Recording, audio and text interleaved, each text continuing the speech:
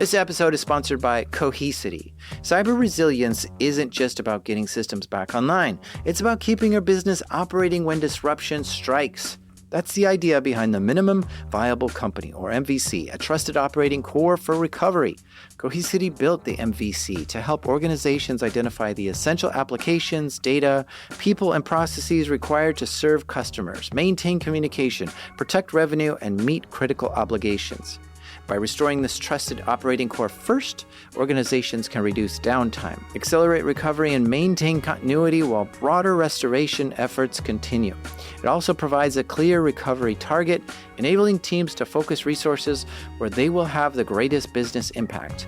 Learn more at cohesity.com/resilience. That's cohesity.com/resilience. Cohesity, resilience everywhere. A few years back, a listener wrote to me to tell me about a problem they're facing. Okay, check this out. They went to buy a house, right? And when you go to buy a house, there's like a little dance that everyone does. Like, do you give them the money first? Or do they give you the deed first and the keys? Or do you do like a quick swap at the same time? What if it's a phony check or the deed is made up? This is where escrow comes in. Both the seller and buyer hand their things to a third party, someone that both sides trust, and waits for everything to clear. If the check clears and the deed is valid, then escrow says, okay, the deal is done, and gives the money to the seller and the keys to the buyer. So this guy, a listener of mine, says he bought a house, and during this process, he gave $250,000 to the escrow company. But then, someone scammed the escrow company. They posed as the seller and said, hey, could you just deposit the money into our bank account directly? And escrow's like, oh yeah, of course, no problem. We do this all the time. Here you go. And they deposited the $250,000 into the scammer's account instead of the actual seller. But here's the crazy part. Because the seller never got the money, escrow wouldn't give the keys to the buyer. They were being jerks about it. They were trying to say, oh, sorry, we lost the money. No house for you. The deal has been canceled. And the buyer's like, whoa, no.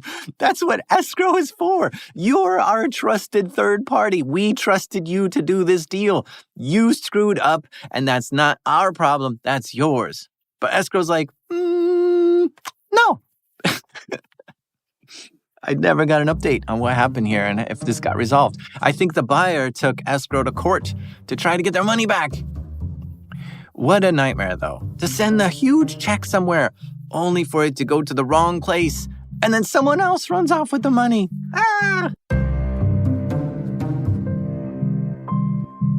These are true stories from the dark side of the internet. I'm Jack Rhysider. This is Darknet Diaries.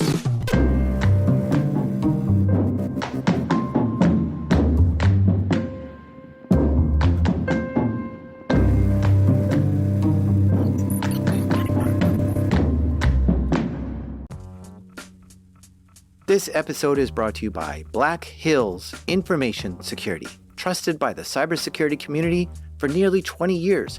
Need a pen test or 24/7 monitoring from their active SOC team? Or maybe you're ready for continuous pen testing to keep your systems battle ready.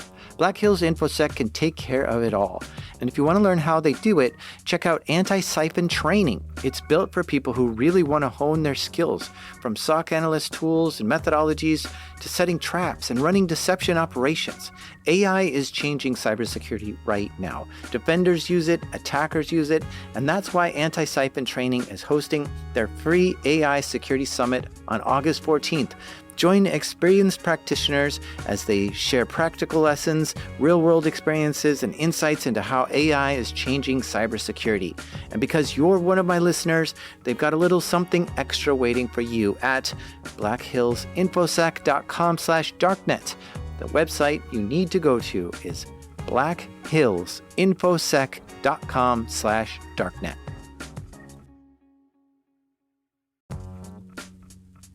This episode is sponsored by Vanta. What's the one thing in business that's spreading as fast as AI? AI risk. Every new tool your team signs up for, every vendor that turns on AI features, every new integration, each one is an opportunity for something to go wrong. And most security programs weren't built for AI's pace of growth. Enter Vanta. Vanta is helping companies like yours watch for the risks that show up between audits, across your vendors, your AI tools, and your whole environment. How? The Vanta agent works like a 24/7 GRC engineer in the background, finding issues, drafting fixes for you, and cutting vendor assessment time by up to 50%.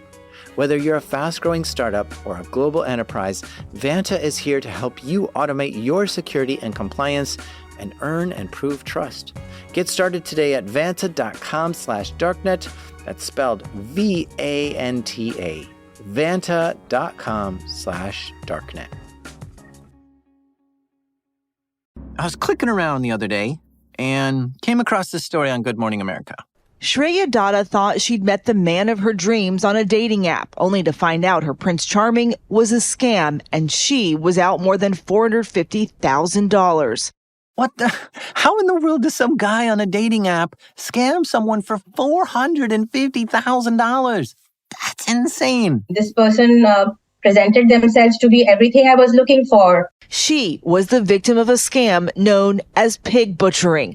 A scammer pretends to be looking for love online. They find a love interest, casually encourage them to invest in crypto via a fake app, but eventually they can't access the money at all. The money is gone. The investment's not real. Dang. The things we do for love, huh? Or maybe it was for money. Or maybe it was for the love of money. I don't even know. Yeah, so hearing that story, I've heard it 1,000 times over. Okay, hold on. Who are you and what do you do? Oh, yeah. So my name is Ronnie Tokozowski. I've been fighting business email compromise for the last 8 years now. So my role in this is I work behind the scenes with a lot of the people who are working with romance scam victims. I do a lot of work with Secret Service, FBI. I also work back and forth with victims too. Because a lot of what happens is the scammers will go to different dating websites. They will go and find people in order to date. They will move the discussions off of the platform just because most of the platforms cost, but they'll move it to like WhatsApp. And then from there, they'll start grooming the person. They'll say loving things. We've had cases where some of the victims might send nude pictures over to their lover. And once they go and are exchanging those sweet nothings, the scammers directly build that relationship, build those emotions. So I heard this term pig butchering, and I'm not connecting the dots here. And nowhere in this romance or crypto or gold, sending money to people, is there a pig involved? Where is this term pig butchering coming into? Yeah, so the term pig butchering comes from a Chinese phrase called shazhu pan, which is essentially I think it's broiled meat, if I remember. I forget the exact translation. But what the concept is the scammers will go and try and fatten the pig, if you will. So what they will do is extract as much money as they can out of a victim. And where the pig butchering comes in is that once the scammers get to a point where they feel like they can't get any more money out of the victim, they will take the pig in for slaughter or slaughter the pig. And what they mean by that is actually pulling the rug out from under the victims and like walking away and essentially be like, I got all the money that we could. So that's kind of where the phrase pig butchering comes from. Okay, so for some reason, Ronnie is attracted to this type of scam or fraud or whatever you want to call it and zooms into whenever he sees these stories come up. And one day, he heard about a colleague who got pig butchered and wanted to help him out. Him and his girlfriend, they were dating for several years. Like they've been together for as long as I've known him. And it's probably about 8 years now that they've been together. So they were engaged to be married. They had a house together. And unfortunately, things happened and that relationship kind of flopped. So they went their separate ways. He lost the house. And unfortunately, it wasn't really a good circumstance. Breakups are hard. It's a tough time for anyone. You can sink into deep levels of depression. Your defenses are weak and your vulnerabilities are exposed. So he went to go online and go date somebody. So he went onto a dating platform, found this really pretty French girl who was very involved with him and very kind of attached to him. So the two of them really hit it off. And at some point, she popped the question to say, hey, I'm also doing a lot of crypto investments. Is that something that you'd be interested in? Okay, I don't see any red flags yet. And he didn't either. At this point, they were just chatting through text, like a lot. She seemed to be into everything he was interested in, and he was liking that. He was coming out of his breakup, and she seemed to be caring and helpful. And yeah, okay, so she's into crypto investments. That's fine. She could be into that. But he was curious. Was it really working for her? He had some crypto somewhere. I was like, tell me more about what you're invested in. So she tells him, man, there's this hot investment. It's making mad bank. And he's like, yeah, okay, well, what is it? Show me. So she keeps talking it up. I'm basically just living off the profit from this thing. It's nuts. And he's like, you got to show me what you're talking about. So she's like, okay, so you know how your savings account makes interest, right? This is like that, but it just pays much more. You put your money in, and then daily it makes interest, and you could just take that interest out if you want. Or leave it in, and it adds up, and you make even more. So he's like, well, how much interest are you earning? And she's like, 20%. If you have $1,000 invested, it'll earn you $200 in interest a day. And at any time, you could just take your $1,000 out if you want. And he's like, man, that does sound too good to pass up. So she gives him the links to read up on. Being in the field, he knew a good bit of crypto. He's naturally a very skeptical person. So he did his research on a lot of the way that they present the money. So they provided links and information for him to check once he went and submitted his money. This scheme was very, very clever. I mean, this guy was a cybersecurity professional. He knew about the dangers of cryptocurrency and was suspicious about all this. But this had a mix of legitimate information with just a small dash of fraud. See, the way they had this set up was they made it look like it was using a legitimate exchange, in this case, Crypto.com. And the way that the application was presented to him was, and this is his perspective, I'm still trying to get the full scope here, but there was actually a browser that they could use within Crypto.com that will have it show up that actually looks like the application. And looking at some of the screenshots, it looks like it was right within the Crypto.com application. And because of that, when your user goes and clicks that stuff, it appears to be 100% legitimate. I looked at some of these screenshots myself. It's hard to tell what's going on, but one thing is clear. They social engineered him and tricked him into sending his crypto to the scammer's wallet. They just disguised the wallets to look trustworthy. Basically, he would buy cryptocurrencies on Crypto.com with real money and then send those crypto coins to this investment project. Investment in quotes there. Really, it was a scam, and it looked really good. It didn't look like a scam at all. You could see your balance, you could see your earnings, you could interact with it, you could pull your money out at any moment. So he decided to give it a try. He put some money in, sent the crypto, and when he saw it was generating interest, he tested it by taking some out and was like, wow, this is actually working, because it looked like it was. But this is where the pig butchering scam comes in. The scammers wanted him to take the bait, start with putting in a little, see that it's working, and then hopefully put in some more and more and more and hope that he dumps a ton of money into this. And when they think he's put in enough, they'll take the money and run. So as he starts watching the money grow on this site, the scammers start ramping up the pressure. They tell him if he invests a little bit more within this time frame, he'll get locked in for bonus interest, basically presenting him with more exciting opportunities that were time sensitive. In addition to putting his own money in there, because of the high returns that were being shown, he also went and had gotten a loan. So we actually use a loan to go and put more money into it, because again, if you can use that loan to go and get more money, who would do that? So that's another common thing we see with a lot of people is they'll go take loans out from a financial institution. They'll take a second mortgage out on their homes in order to go and get more money based on those investments. Taking loans out? Now I see why someone can end up losing a ton of money in this scam. But not only that, these scammers were really tricky. They would sometimes tell him, look, we locked your account because there's not enough funds to cover withdrawals. Please deposit another $40,000 in the next 96 hours to unlock your account. And he's like, whoa, wait a minute. What if I don't deposit that? Then you risk losing your money. So he's like, oh no, I don't want that. And so he goes scrambling, looking for even more money to put into this. So this guy eventually goes all in. And then some, putting all his savings in and taking a loan out to add more.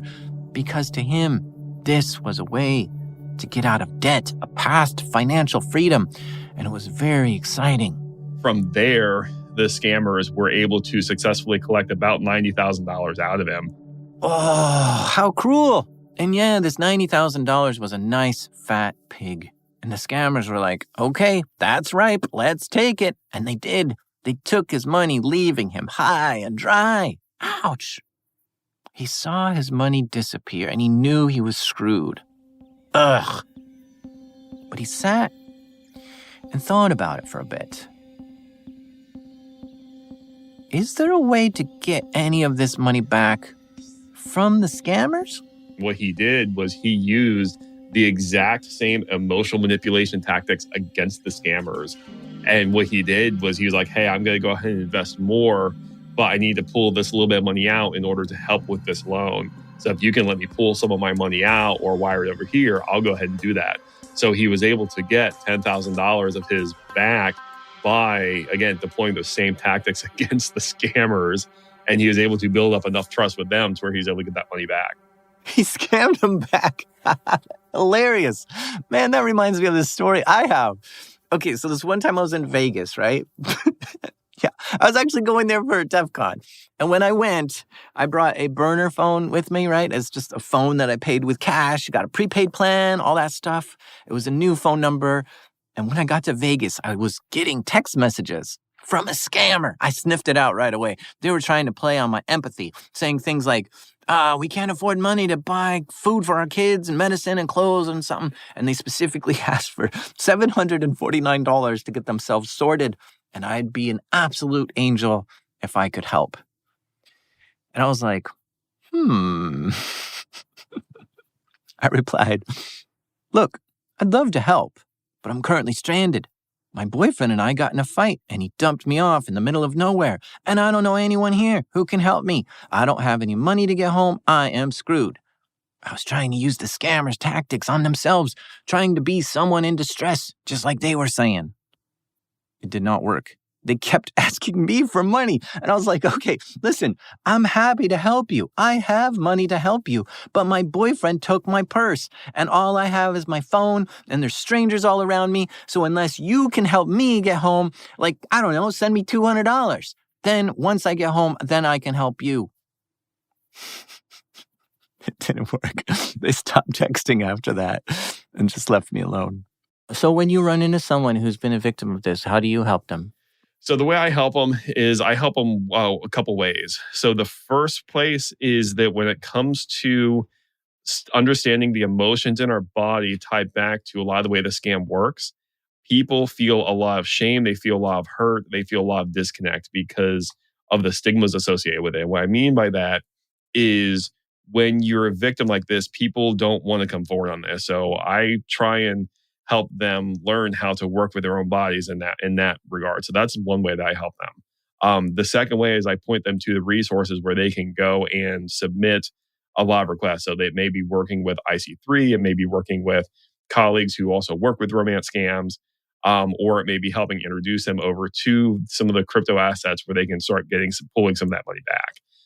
The third thing I do is, again, just trying to help put them in contact with the right people, because what happens is when you're in this scam, your head's spinning 1,000 miles an hour. You don't know which way is up. You don't know which way is down. You don't know who to trust. And many of us work behind the scenes to try and help be that good driving force for many of these victims. And when we go and we try and help them out, that's kind of where we do our assistance. In addition to that, we've also been running a mailing list for the last 7 years, talking on many things as a result of business email compromise and kind of the overlapping things with that. And we have a close contacts with a lot of the banks and financial institutions to help either try and reverse some of that money or do what we can to get some of that money back, or try and flag those assets where we know, hey, these are actually part of a scam. $90,000, that's a lot of money to lose. Is that kind of the upper limit of where you're seeing people losing stuff, or are people losing more? I really wish I could say that was the upper limits, but I have seen so much more. I'm working with one victim now. I've been working with him for the last 2 weeks, where he was suicidal and didn't know which way to turn. Geez, you really take some heavy phone calls. So how did this guy lose his money? So very much the same way as the first person. He found a relationship, and as the relationship built, they're like, "Hey, I have this great investment opportunity." They strung him along as far as they could, and once he went and put some of the money in, he saw his returns. It was the same story. This individual actually was ready to retire. He had several homes as well. So because of that, he ended up opening and doing a second mortgage on a couple of his homes in order to pull some money out. So because of that, and because of what he was able to pull out on those homes, he may now be facing losing those homes as well. And as it stands right now, he has lost over $1.7 million. Dang. I mean, I've heard of people losing their life savings, but for some reason, this feels worse than that. I guess it's one thing to lose all of your stuff when you're young, but it's different when you've worked your entire life to save up for retirement and then lose all of that. Your retirement's now gone. Poof. You were financially stable and now super in debt, and your whole future is screwed. It's awful. I was at RSA last year, or this year, as a matter of fact, got to speaking with somebody who it was a grandfather who had committed suicide, and they didn't know why. And they ended up going to look through his records, and it was over $5 million that he had lost. What? People are actually killing themselves over pig butchering scams? This is nuts. Whoever is behind this is just ruthless. I wish that was an isolated case, but I had another victim out at DEF CON it was a couple years ago. And for her, she ended up losing her house, losing custody of her kids, lost her relationship with her husband, and lost her business. And she was into over a tune for $1 million. And when I asked her what kept her in, she said her husband was abusive and she just wanted to feel loved. And that's the reality of many of these crimes, is that people don't realize that you have two factors at play here. You have the financial losses, and then you have the emotional hurt that goes along with it. And somebody may lose $90,000 that may mean nothing to them, or you may have somebody who loses $8,000 and it's the entire world to them. So it really, right now, we're not accounting for the emotional losses on this, or the emotional damages for many of the victims. So in these first few stories we've heard, it keeps getting back to romance, right? Yep.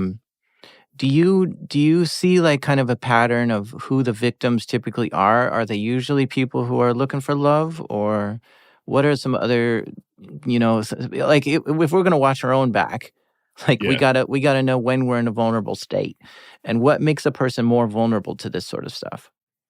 Yeah, so first and foremost, one of the constant patterns I've seen, and this is something I've seen with many victims, I've kind of discussed and researched the topic.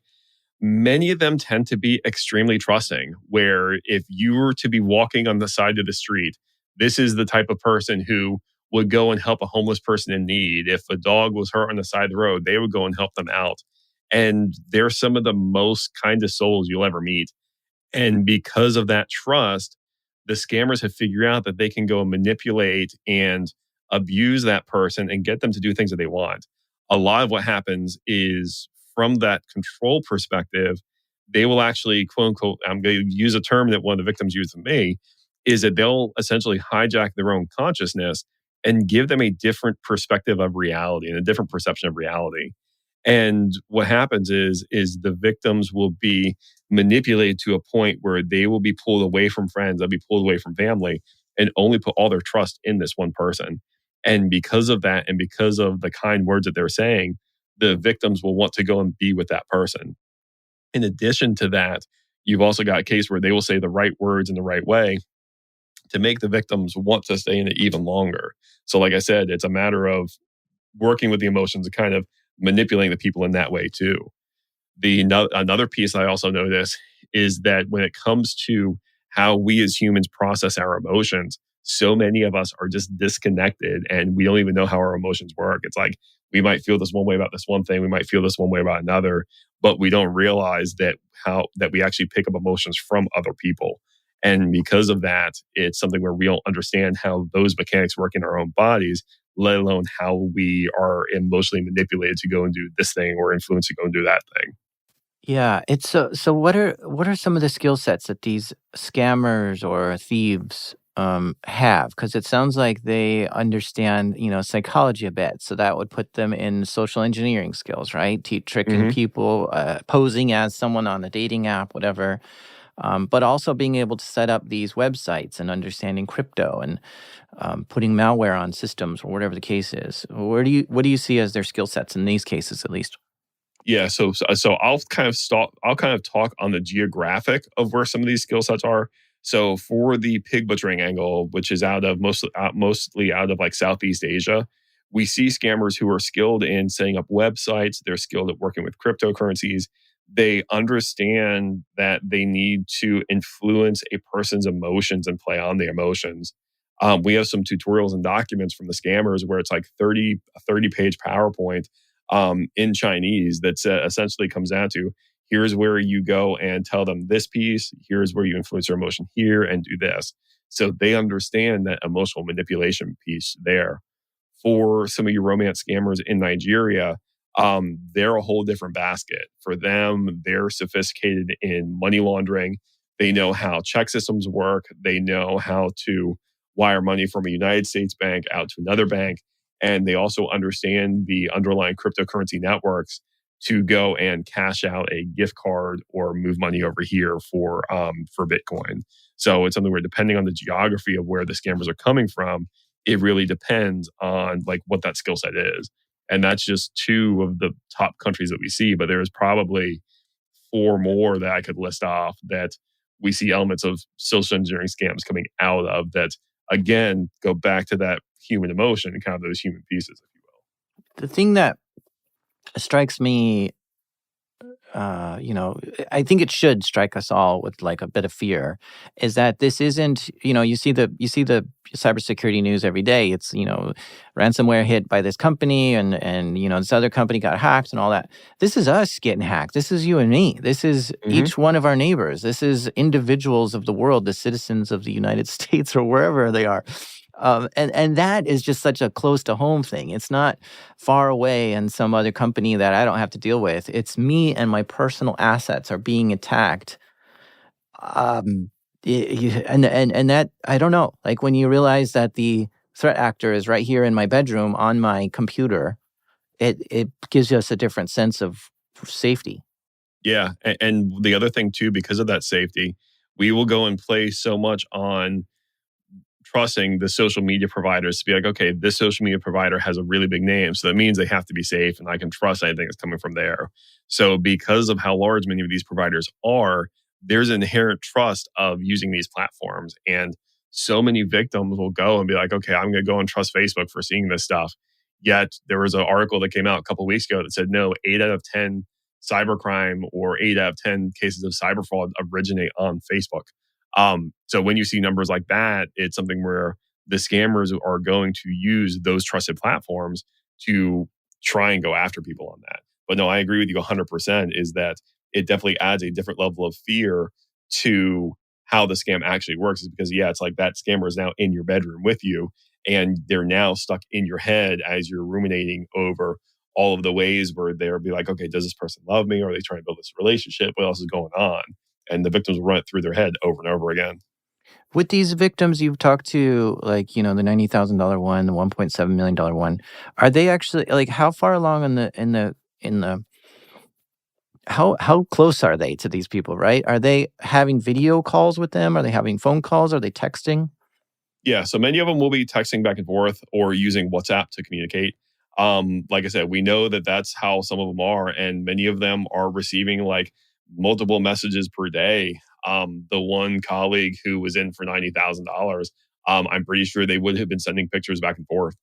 Just because again, you're not thinking of it in the case of okay, this is a victim. You're now trying to think of it who's somebody who believes they're in a relationship. So you're going to go and do everything that you can that you believe of that you're in a relationship. Like I had one victim who was sending pictures of his food to his girlfriend. And the scammers do all kinds of weird things. Like they'll send photos of 2 different outfits and ask, which outfit should I wear today? And then when the victim picks one, it gives them just that little bit more of information to know about them. Like, do you like formal clothes more than casual clothes? So let's send them more photos of that. Keep them on the hook. And just think about how much you share about yourself on a personal level when you have a new love interest. A scammer could easily write all that down and figure out your vulnerabilities and play on that if they're really good. But I still think one way to sniff out these scammers is just to pick up the phone and call them. I'm betting that a lot of these scammers are just guys posing as women, So how do they sound on the phone? Even if they grab someone else to just pose as them and get on the phone, that person isn't going to know your whole chat history and won't be able to carry on a conversation in any way that makes sense. Or even more, let's do a video call and see what you really look like. And so just keep that in your head, that it's probably a red flag if your love interest refuses to answer the call or get on video chat with you. Yep. So sometimes that is a red flag. However, some scammers have figured ways around that. I know in the concept of like deep fakes and AI, and I know it's a whole buzzword right now, but some scammers are using that technology in order to generate video messages back and forth. The other thing too, some of them will also use online video without audio, and they'll just be kind of like moving in the camera, be like, oh, my microphone's not working. Or they'll go and share and have a phone call with them, and they won't share video and just say, hey, my this part here, my video isn't working. So they know that that's a piece that people use as a metric, but they will go and try and find different ways to bypass that. Oh yeah, dang, I didn't even think of that. So I've done video interviews with people a lot, but I use a Snapchat filter on my video to obscure my face. In real time, on a live video call, my face gets distorted. And yeah, you could absolutely just use a filter to change your face to be a pretty lady, even though you're just some dude who doesn't even speak English. We're going to take a quick ad break here, but stay with us, because when we come back, we're going to talk about Black Axe. And you're not going to want to miss this. This episode is sponsored by Rippling. These days, you can chat with AI about almost any business problem, but only Rippling AI is built to solve them. That's because Rippling is the only AI built on your live global workforce data, giving you full visibility into your business and the ability to take action with AI that executes across departments. Say you want to retain top talent. Just ask Rippling, who are my top performers this year? And instantly receive a workforce report highlighting your best employees with supporting data like comp ratios, performance reviews, and engagement metrics. Rippling AI can turn these insights into proposed retention strategies, including a recommended 10% spot bonus for top performers. So don't settle for AI that's all talk. Head to rippling.ai/darknet and get AI that turns insight into action. That's Rippling, spelled RIPPLING. Rippling.ai/darknet. Sign up for your exclusive access today. Okay, so I'm looking you up online. You're known as that BEC guy. What's BEC? BEC is a business email compromise. Okay, so let's stop there. Okay, sounds good. BEC, we break down the term business email compromise, right? So the compromise part makes me think somebody has taken over my Office 365, email server and is in my emails. They've compromised my emails. But that's not what you say is BEC. No, so if you go and look up the history of BEC, business email compromise has been the number one crime 7 years in a row, minus last year. But the way it, and most people know it as, is if you receive an email that says, "Hi, I'm the CEO of your company. I need you to do this urgent wire transfer for me. Can you wire $40,000 out to this account?" And that's what most people think of as business email compromise. To me, I just think of when you tell me that story, I just think that's a phishing. I don't call phishing BEC. I just call it phishing. Right. And it's phishing is kind of the overarching term for any email-based threat like that. Is BEC always money related, or is it sometimes, no, we're just going to phish them so that we can get our malware on to steal their intellectual property? Yeah. So business email compromise, in most of the cases, it does not use malware. It does not employ any of those tactics around trying to install software on the computer.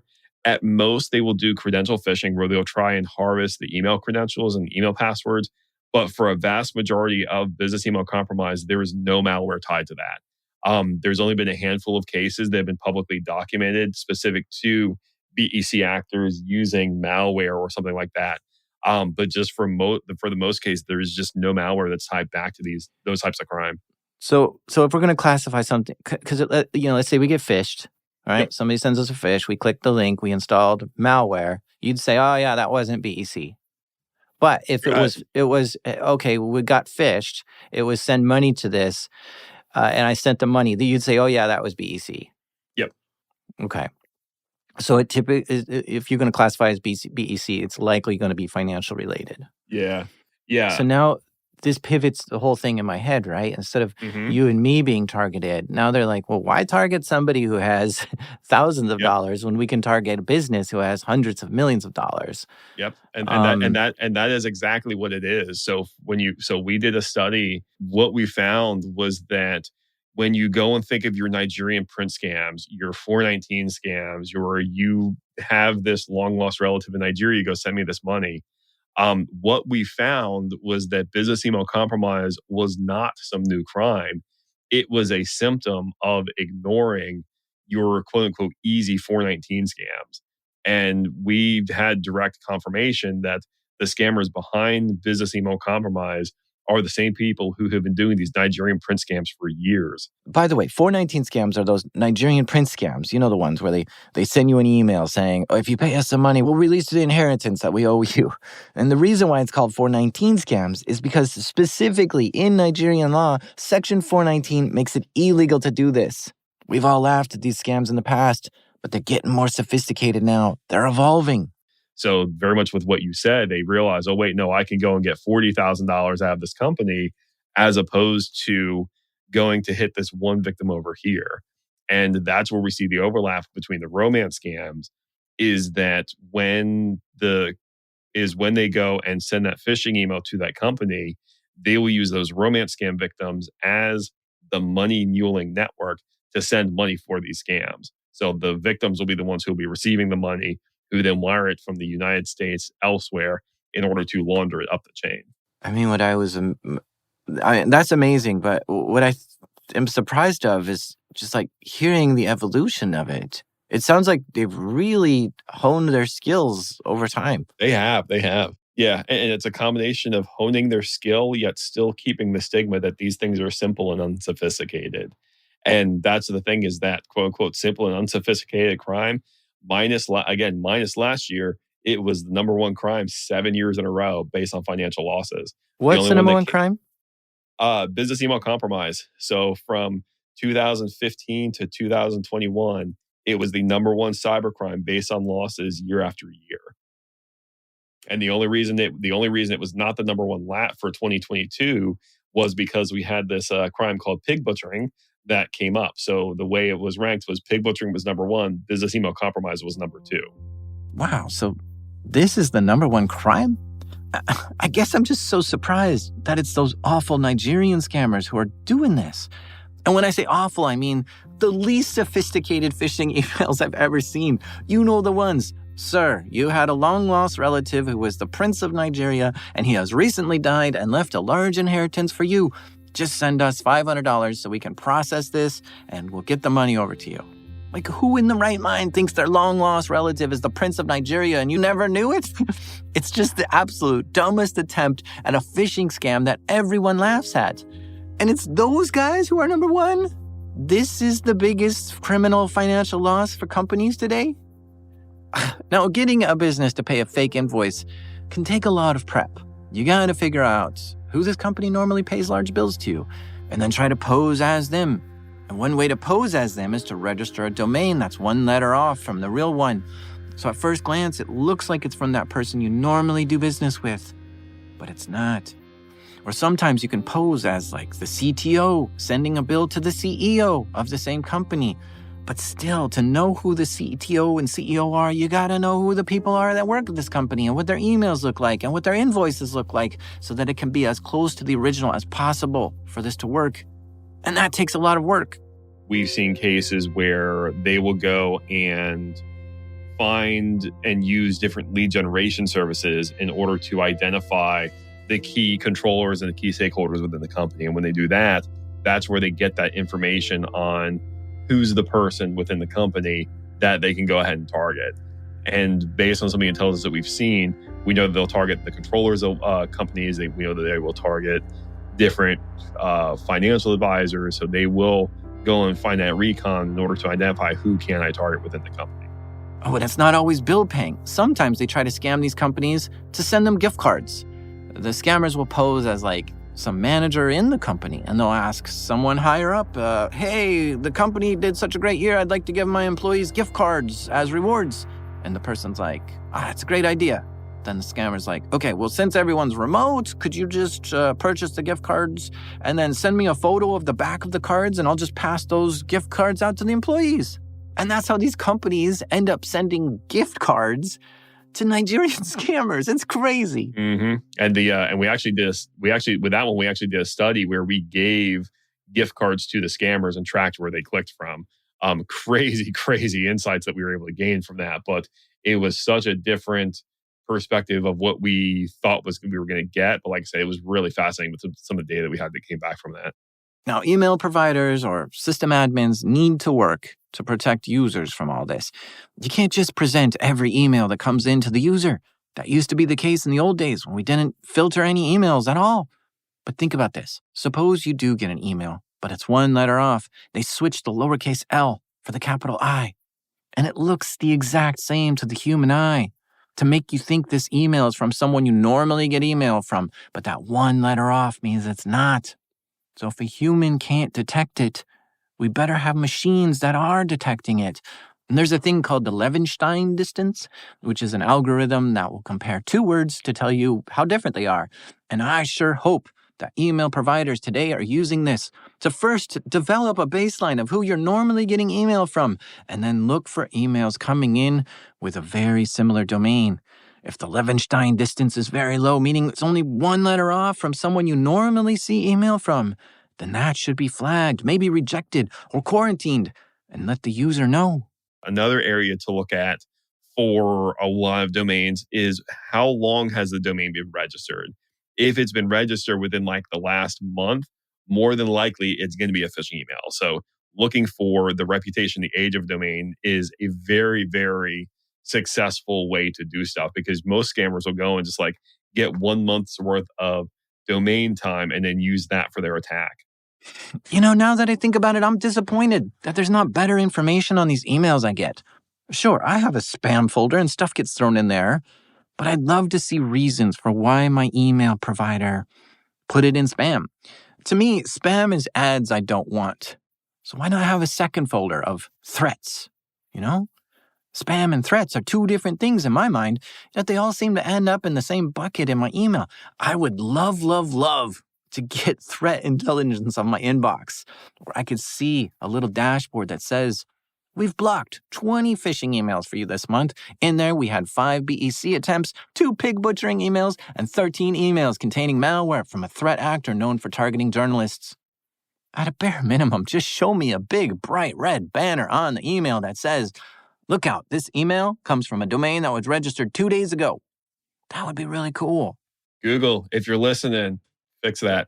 Fix the Google dot bug too. So, I mean, they might be already filtering it out and putting it in spam, but yeah, stuff that gets through, you know, I'm like, hey, that is a good tip. Yeah, and just from the way BEC is, it's so many of these emails still get through. Like, there's a reason it's been the number one crime 70 years in a row. So many email gateways are trying to put protections. And a lot of like information security focuses on the malware, the APTs, the blinky boxes, and like this stuff still gets passed because there's no malware, there's no malicious URLs or content in there. It's manipulating the human. So so many of these attacks just bypass your email gateways. With a lot of your BEC actors, from an attribution perspective, this ties back to groups such as like Black Axe, where they will go and use those type of manipulation in order to gain that foothold. Wait, so what's Black Axe? So Black Axe is one of the larger Nigerian confraternities that dabble in this. So if you're unfamiliar with the term confraternity, think of a college fraternity here in the States, but mixed with black magic and voodoo. And what I mean by that is some of the hazing rituals for Black Axe include a human sacrifice or trying to use those type of techniques in order to, quote unquote, gain extra powers to become a better scammer. Where are you still on the same podcast? What is going on here? Hey, trust me. Yeah, no, I'm dead serious on it. No, it's not like I went off into cyberland, but no, Black Axe is one of the larger groups who's doing a lot of the business email compromise activity. Okay, are we really going here? I mean, when someone tells me they're using voodoo and black magic to become a better scammer, I'm like skeptical and just want to move on past that. I don't even want to pick that up. But for some reason, I'm feeling compelled to look this one up. So first of all, I watched an hour-long BBC documentary on who Black Axe is. And it's absolutely bonkers. I mean, just listen to the first 40 seconds of their documentary. This morning, several bodies, some with their heads decapitated, were littered around the city. 30 people have been killed in cult-related killings within the past week. A secret death cult is thriving in Nigeria, more terrifying than anything I've ever seen. Around the world, crime agencies are cracking down on their multi-million-dollar internet fraud and human trafficking network. Nigerians are trying to fight back too. But here in their homeland, the cults seem unstoppable. And thousands of young lives are being destroyed. This documentary explains that Black Axe is a cult full of gang violence. They have agreed to let us film what they call a gyration, a cultist ceremony.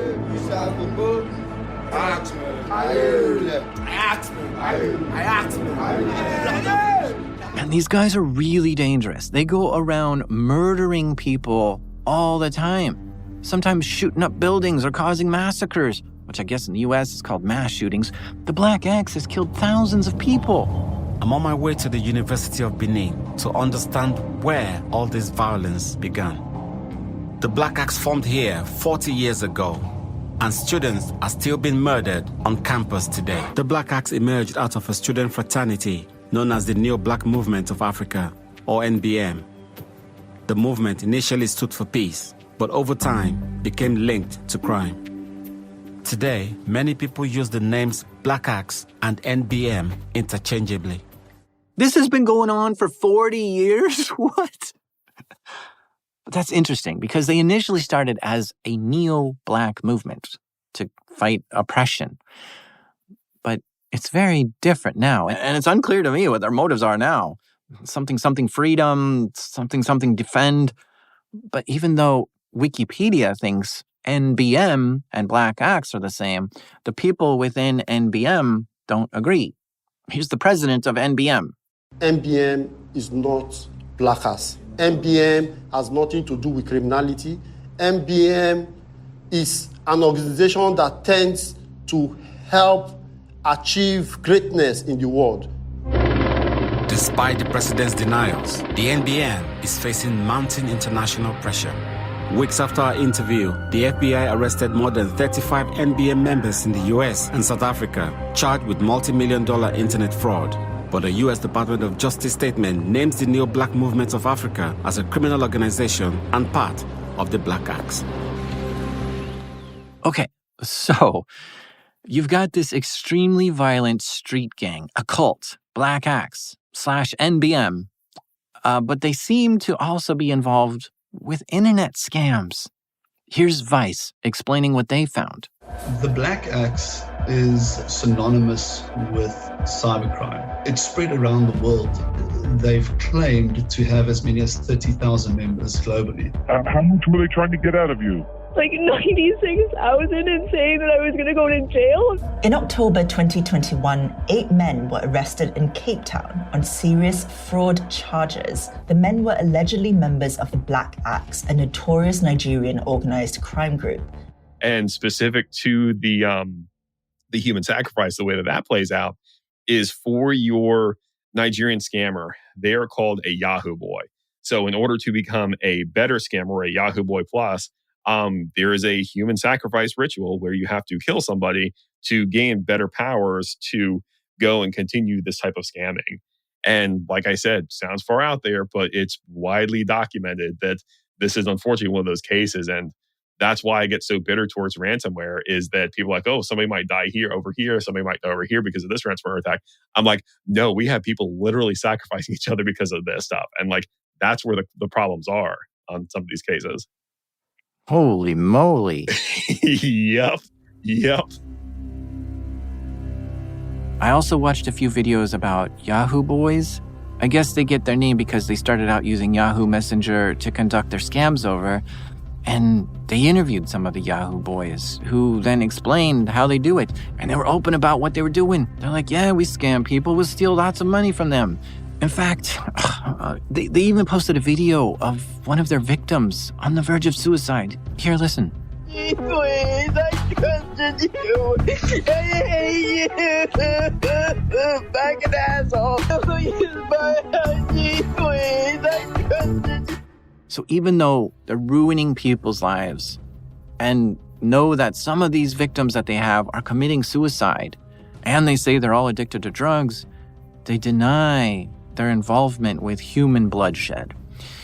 It wasn't exactly clear from these interviews I watched, but it did seem like they were killing cows or other animals to try to level up their scamming, which I have to admit, at first I'm just like shocked that anyone would think that they'd become a better scammer because of an animal sacrifice. But the thing is, the culture of Nigeria is rich with a lot of this voodoo and hexing and charms and stuff. In fact, when the BBC reporter went to investigate the Black Axe cult, he found a vigilante group who was trying to stop the Black Axe, and they gave him a charm to protect him during his investigation. Their commander, Lanre Olabinjo, summons ancestral spirits to protect his men.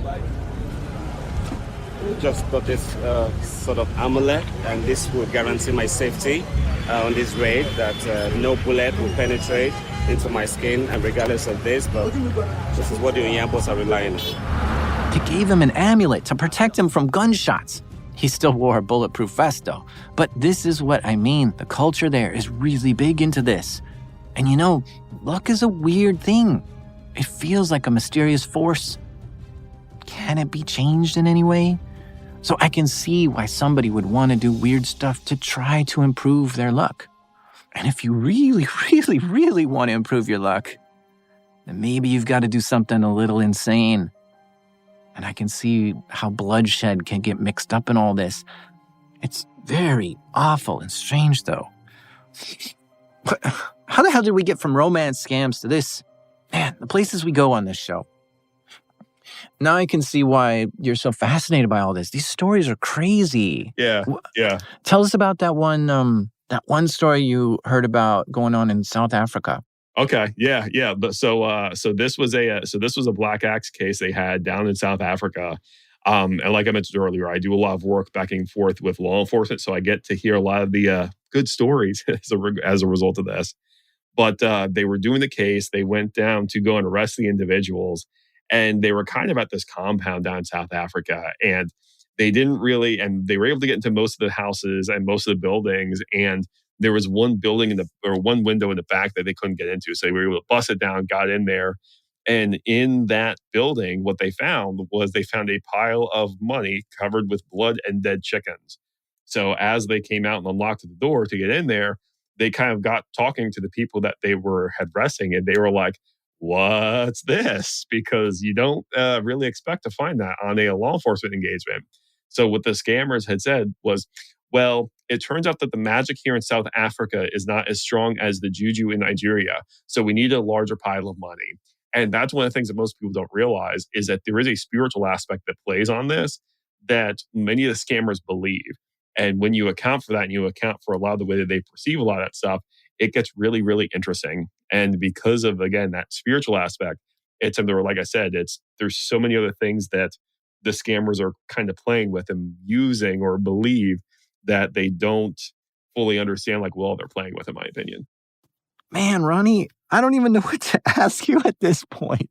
Like, you've just got me going down jack rabbit holes or something.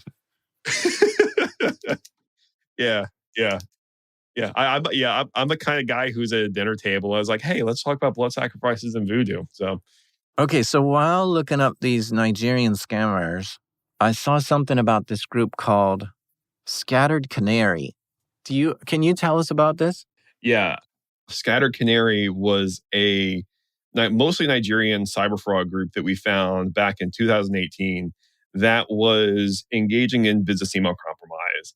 The reason we named them Scattered Canary was because, one, they were very scattered in their targeting, and two, they were kind of our canary in the coal mine that let us identify a lot of things around 419 scams and business email compromise. One of the things that happened during the pandemic was unemployment money was given out fairly easily. And whenever one of these programs happened, the scammers are quick to jump on that. And they quickly jumped on that bandwagon for a lot of the unemployment funds.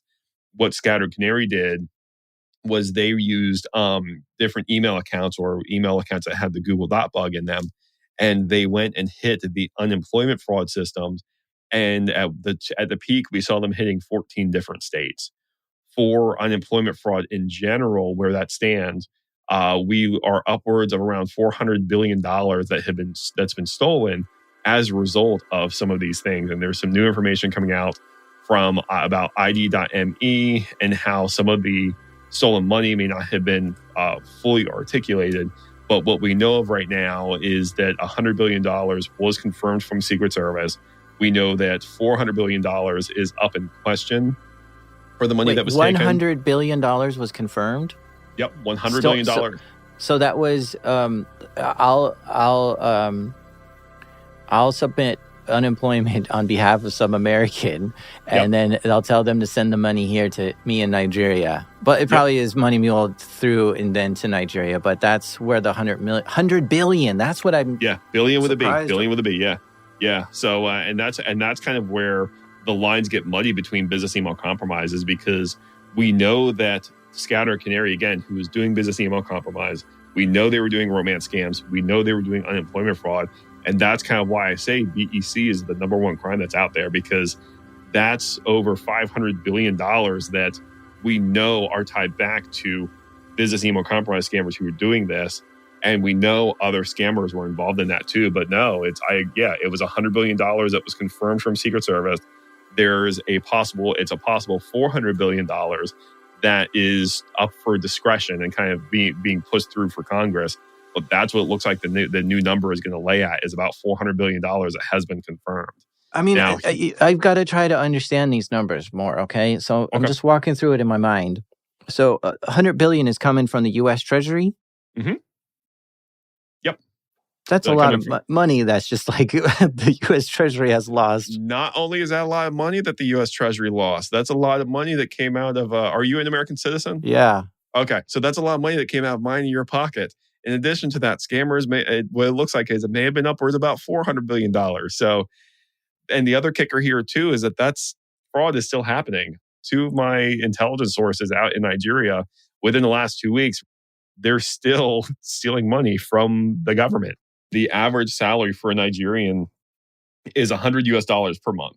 So when you go and you have that much money coming in, it becomes very enticing for your youth out there to want to go and try and do this fraud. But still, I can't fathom this amount of money coming in. Like, the entire GDP of Nigeria is $500 billion. You're telling me that this one group has stolen almost the equivalent to the whole country's GDP from the U.S. government, almost doubling Nigeria's GDP. It's just unreal. The Secret Service says nearly $100 billion in pandemic relief funds have been stolen. That adds up to about 3% of the cash handed out by the government. Most of the lost money is from unemployment fraud. Right now, the Secret Service says it has more than 900 active criminal investigations into pandemic fraud, with cases in every single state. Man, the more I look into this, the more problems I see. I mean, listen to this guy. Michael Horowitz is the top cop overseeing the effort to make sure the $5 trillion in taxpayer dollars went to the right place. This is his first interview in his role as the head of the Pandemic Response Accountability Committee. When the Small Business Administration, in sending that money out, basically said to people, apply and sign and tell us that you're really entitled to the money. And of course, for fraudsters, that's an invitation. What didn't happen was even minimal checks to make sure that the money was getting to the right people at the right time. The U.S. government spent $5 trillion to try to help Americans get through the pandemic. But it sounds like they didn't do a very good job at protecting that money from fraudsters. I mean, this Rolling Stone article I'm reading right now says it's more like $1 trillion was stolen from the U.S. Treasury. My goodness. I guess it really is the number one crime. And that's such a waste of money. What an awful problem. How can $1 trillion be stolen from the U.S. Treasury and it be an acceptable amount of loss? And to me, it must be acceptable since this got rolled out in phases. I think $2 trillion was the first to be approved. And of course, scammers immediately started grabbing that cash. And when that wasn't enough, they rolled out even more trillions of dollars without putting changes in place to stop this from happening. You'd think someone would have said, listen, that last round, a lot of money got stolen. Is this really an acceptable amount of loss? But no, nobody listened. And the money just kept getting handed and handed right to the scammers. What an embarrassment. I'm tempted to get to the bottom of this and figure out who bungled this money. Who was in charge of handing out $5 trillion and was like, oh, we don't need guardrails. I don't think anyone's going to steal from us. Who denied the budget for a security audit or team? Who ignored the person saying, hold on, if we start handing money out this way, we're going to get a lot stolen? Who out there thinks it's totally fine that we lost $1 trillion? I want my voice to be clear. As an American, this is unacceptable to me. I'm very disappointed that the U.S. government handed this much money to the same Nigerian scammers who tried to convince us all that our long-lost relative was the Prince of Nigeria. I would be understanding if the government fell victim to some sophisticated cyber attack, like a ruthless, unstoppable bull. But you got taken by the least sophisticated scammers on the planet. You need to do better. When you're handing out this much money as fast as you can, you've got to look at who you're handing it to. At the very least, give it to an American. What is this, your first day on the internet? Listen to Secret Service agent Roy Dotson here. He's the lead investigator of this case. Fast money equals fast crime. I'm at this point of this interview, I'm just kind of feeling defeated and surprised. Welcome to the last 7 years of my life, because it's something where it's very disheartening. And like I said, staring at this stuff for so long, it's something where it is very disheartening because you do feel defeated. You do feel like, okay, we've literally lost $500 billion. And that's just what we know. Like, if we were to actually piece together what we knew, I'm just going to throw this out there. We're easily over $1 trillion that we lost here. And a lot of what it comes down to is admitting that there was a problem, admitting that something needs to be fixed, admitting that something needs to give. Because if you keep having this much money that's going out and you don't admit that it's a problem, you're just going to be stuck. And when you go and look at the 20, 25 years of Nigerian print scams, this is the whole reason that we're here right now, is because no one wanted to admit that, no, this is actually something that's happening. Yes, there were people who were actually being socially engineered into this. We have to work with those people in order to identify some of that. So trust me, I totally resonate with you. I totally feel you when you're you feel defeat on that, because a lot of times I do too. But knowing that I'm on the right side of this, knowing that I'm helping victims, knowing I'm helping them recover their money, and knowing that I'm helping reshape a lot of the way that the industry thinks about this stuff, that's what keeps me fighting this stuff every day.